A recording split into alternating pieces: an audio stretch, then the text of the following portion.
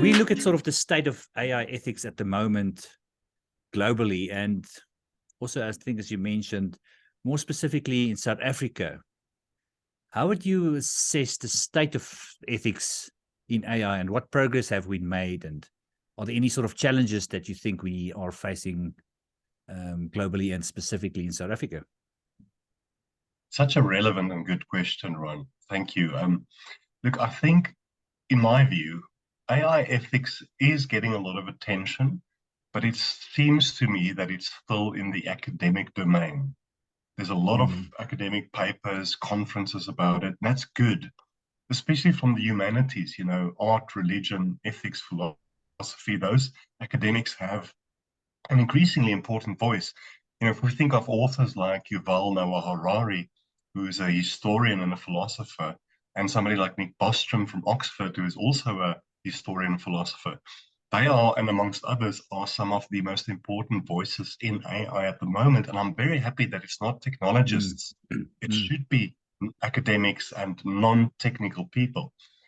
But I think that move from academic deliberation and conferences to influencing government's decisions and society has not really happened. The European Union has made quite a lot of interesting progress in this regard.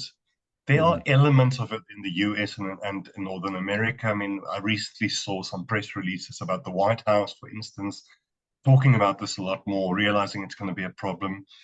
In Africa, countries like Kenya, even Singapore, Mauritius, if we can consider it part of Africa, they and some others have made some progress.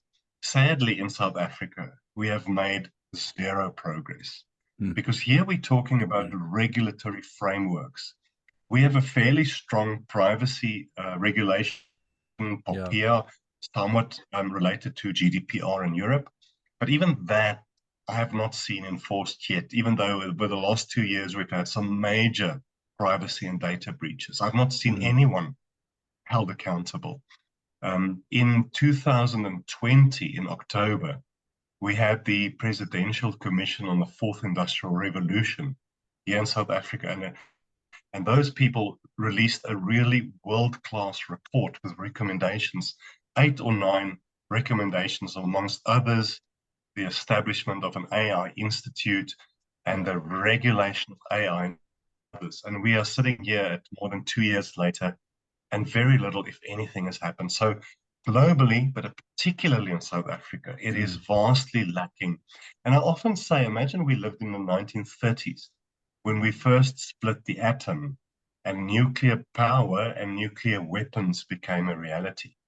Imagine we didn't regulate that, what it would have meant. Now, this AI will not necessarily wipe a city like a nuclear bomb, but the impact it will have on humanity from a job displacement point of view, discriminatory point of view, etc., in the next few years is immense.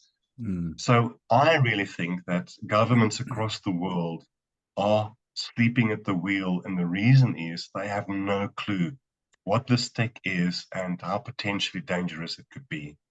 Yeah, I think it's evolving so quickly. There's this stance or differences in between some countries where they want to sort of highly regulate it, and then other countries who's looking at market forces to influence what's happening.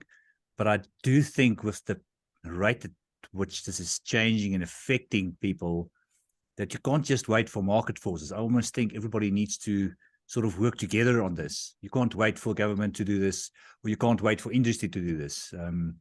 Yeah, it's going to be very interesting times.